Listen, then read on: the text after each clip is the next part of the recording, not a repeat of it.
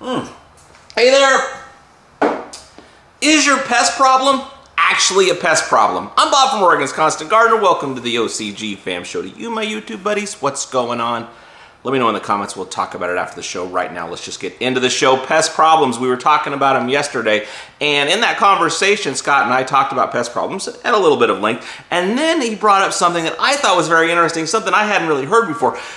Genetic issues that look like problems, where we're pretty, popular. It's a very popular thing to breed genetics, and I feel like we are still, even though we're deep into that, still at the early stages of it and learning how to do that properly. And when you do these genetic things, you're trying to engineer better genetics and get all the good stuff into the plant, but along with that you can get some bad stuff, and that's what we talked about and how that can disguise itself as other issues. So I'd like you to watch the clip and I'll talk to you after.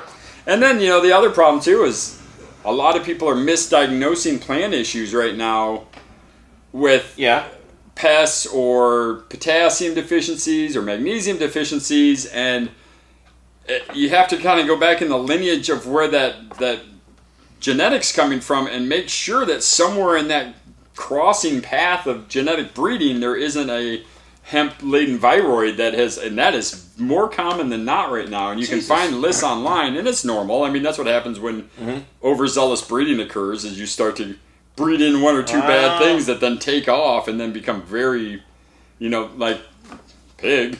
I'm saying it, but they've got a few dog walkers and skywalker OGs, and all of them have the exact same hemp viroid, and when you walk in, you're like, oh, hemp viroid. They don't have a single pest on any of their plants. There's no mold, there's no mildew, but there's that exact same look on every plant. They finally had it all tested, and they all have the viroid. This is like the old royals that had the weird chin or something, because they've been poorly bred for a long time. A long time. So, it's knowing what your problem actually is. And the downfall of that one is most people are coming at us as magnesium or potassium deficiency, because you'll see that intravenous browning.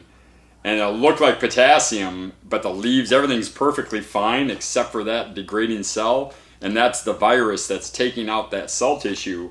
And now it's figuring out. Now, we found with optimal health and optimal feed conditions, we can really get that to express very little. Okay. The downfall is that's, even with my favorite growers, they can hit that window for like 2 or 3 weeks, and then something in the plant changes, and they can't either keep up with feeding or it's too fed, and then that symptom shows right back up. So this is there though. This isn't Lyme disease. This is Parkinson's. This is something that you got. No, this is more like a birthmark that is on anybody who breeds with it gets the permanent birthmark. I got you. It doesn't decimate the crop. It doesn't destroy the yield. It doesn't hurt the terpene profiles. But when you walk in and you see the foliage looking that way, it would be a panic for most growers. They're like, I've got one guy right now, I'm trying to work through this email because at the end of the day, he's got the viroid. The downfall is we have to go through every step on pH, parts per million, his slurry, what he's using, come right to the end game of you have the hemp-laden viroid. That's very common. It's going to be hard to explain to a very brand new grower because they don't know what the hell that is. But all these commercial farms will tell you what the hell it is because they all have it. Or not all, but many have it. So is this like some people got a fat belly, some people got a fat butt? Kind of. It's a disadvantage to this plant that you can't overcome. Yeah. And it's not a But pest. if you like the genetics, you got to run it. Sure. The downfall, because that's it. If you like Skywalker OG, it has it, and it's going to carry every time because it's built into the genetics. So you have to plan. You have to know this guy's he's not going to do well with X, Y, and Z, and you have to help him out in those. Yep. Wow. So it's a tricky game. Deep stuff there. Good answer. Okay, what do you think of that? Informative, entertaining, helpful? Have you had pest problems? Have you had genetic problems? Have the two intertwixt? I love you. I'll see you tomorrow. It's the OCGFAM show.